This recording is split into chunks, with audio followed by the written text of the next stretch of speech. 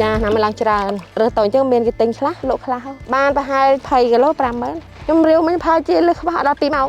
ពីដាក់កូនយើងយកទៅលក់នៅតាមផ្សារយើងថ្ងៃអាចរកបាន7-8ម៉ឺនដែរគឺមានថ្ងៃណា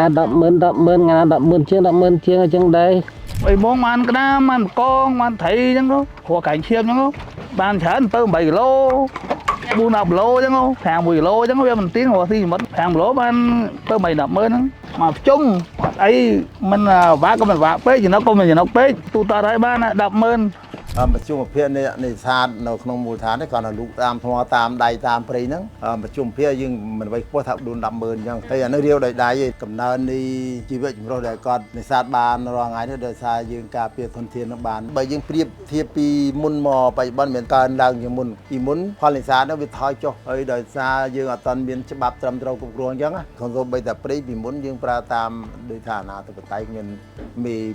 ច្បាប់មានអីអញ្ចឹងកាប់ទៅវាអស់តែបច្ចុប្បន្នក្រោយពីយើងចងក្រងសហគមន៍ហើយមានអ្នកគ្រប់គ្រងមានស្ថាប័នជួយជ្រោមជ្រែងអញ្ចឹងធនធានយើងក៏លេចមើលឃើញកើនឡើងហើយកាលណាមានព្រៃកើនឡើងមានស្មៅមកកើនឡើងជីវិតមនុស្សក៏កើនឡើងដែរបើជានេសាទទាំងអស់ធ្វើយ៉ាងណាជួយថែរក្សាគ្នាពីធនធានធម្មជាតិនេះរបស់ណាដែលថាទូចអីយើងរក្សាវាទុកយើងកុំអាយយកយើងយកបាត់ធំអីលក់បានជាពិសេសខាងបាត់ល្មើសដែលធ្វើខុសច្បាប់នេះយើងទៅបញ្ឈប់ទាំងអស់គ្នាដើម្បីនឹងឲ្យធនធានធម្មជាតិយើងកើនឡើងសម្រាប់កូនចៅយើងថ្ងៃក្រោយទៀតបាទយើងរងងាវក៏ចឹងដែរត្រីក៏ចឹងដែរងាវវាទូចយើងចោលលេអាទូចយើងយកតែធំដុកលោះឲ្យបានថ្លៃអាទូចនេះបើយើងយកទៅក៏វាចោលដែរវាទុកវានៅកន្លែងឲ្យរស់តទៀតតកូនចៅយើងឡើងក្រោយទៀតសប្តាហ៍នេះយើងកំពុងតែសំណូមពរក៏ដោយការពីមនីដល់បងប្អូនយើងទាំងអស់ក្នុង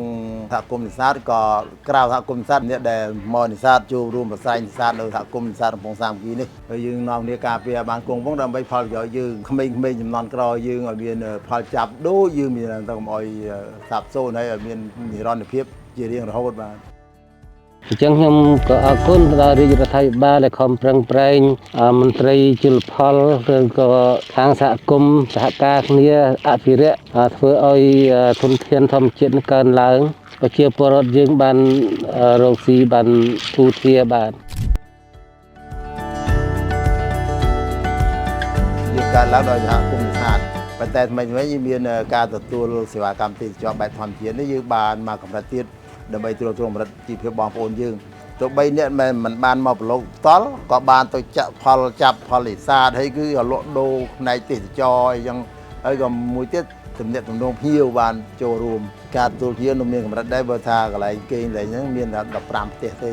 ប៉ុន្តែយើងមានសាលកន្លែងរៀនហាលនិងកញ្ចុះច្រើនថ្លែងអំណរគុណដល់ស្ថាប័នឬអង្គភាពដែលពាក់ព័ន្ធគាត់ជួយជំនាញជួយគ្រប់គ្រងសហគមន៍អញ្ចឹងគាត់តែងតែយកចិត្តទុកដាក់ផ្ដល់ចំណេះដឹងការចិញ្ចឹមសត្វការចិញ្ចឹមត្រីចិញ្ចឹមមាន់អីរាជរដ្ឋាភិបាលគ្រប់គ្រងជួយទៀតជួយតាំងពីហេដ្ឋារចនាសម្ព័ន្ធជួយតាំងពីការទ្រទ្រង់កម្រិតជីវភាពបងប្អូនយើង